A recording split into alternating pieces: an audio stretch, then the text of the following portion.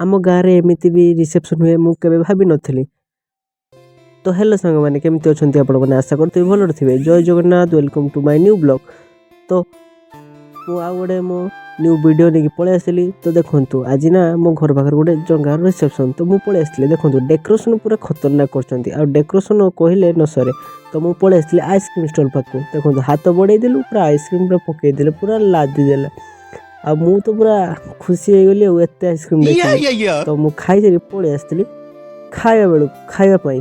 तो देखो खाया पूरा रेडी आ मो सांग खाऊँ वीडियो कर देखला बेलू आम सांग भितर से माने दीज माने चिकेन खाए तो आम मटन। तो से दीज सेपटे बस आम एपटे बस। तो देखो ये पापड़ खाऊँ आ मु वीडियो करूँ आ पूरा रागी। तो आम खाई पलि आसते गुपचुप दुकान को माने आमर कला देखो खाई गुपचुप खाऊँ आमको जुआट दे कहीं एसिड एसिड तो से जुआड़ी धरिकी पलि आसलु घर को। तो वीडियो भल लगे like comment share and subscribe कर देबे। पुणी देखा आ गोटे न्यू ब्लॉग रे। बाय बाय टाटा जय जगन्नाथ रही।